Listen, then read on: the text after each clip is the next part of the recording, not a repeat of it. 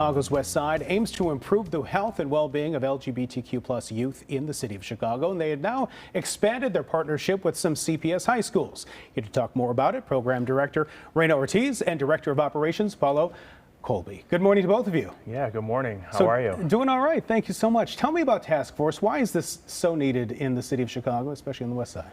Well, for a very long time, Task Force was the only LGBT organization on the west side of Chicago.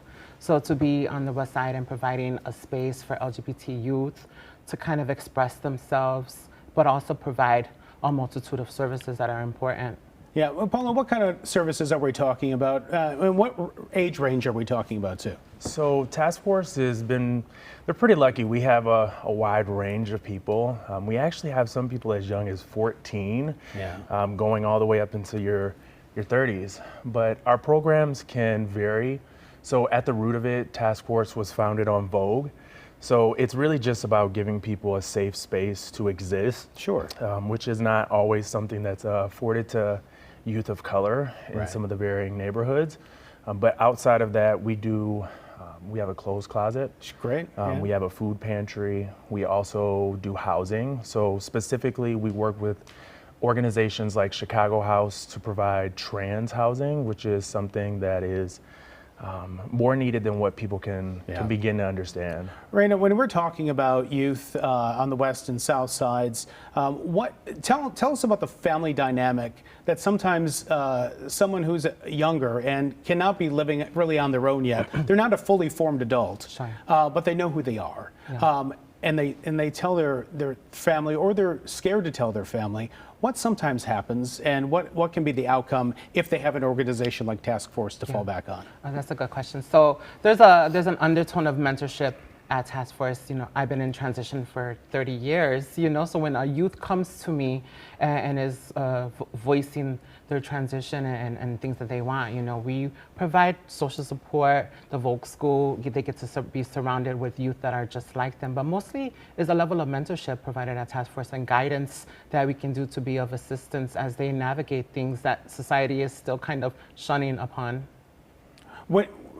Very often when we hear statistics about LGBTQ youth, we hear about youth taking their own lives. And a lot of that has to do not so much with the individual, but society and how that individual is seen in society.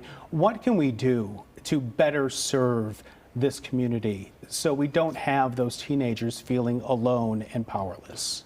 I believe it goes back to education, from the mother to the grandparents to society, understanding that, you know, when that happens, it's not because of transition, it's about how people make you feel about your transition and how society imposes their rules onto our youth, you know. So going back to mentorship at Task Force and health and wellness and giving them the support that they need to feel empowered.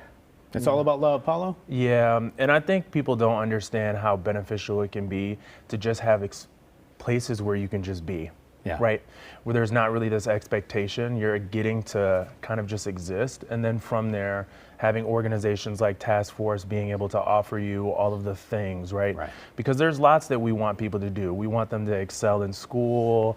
We want them to be these bright leaders, but kind of meeting their foundational needs is super important. And it's okay for parents and grandparents to reach out as well for help if they're struggling to find their place in this, so they know everything's going to be okay. Yeah, I don't think that we give sometimes enough credit to the fact that the other generations really didn't exist in a reality where these things could be commonplace and normal.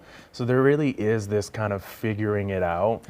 So kind of as much as we want to be for the youth, kind of being able to be present for the adults as well. It's that open dialogue of saying, I don't understand, but I would rather open dialogue from somebody who's wanting to understand as opposed to you saying, I don't understand this and I'm going to shut it out. Paulo, Reyna, thank you so much. For more information on Task Force Chicago, you can visit taskforcechicago.org. You can also find them on social media. It's _Task Force right there. Thank you so much. Thank you. Appreciate it. Hey, Tim.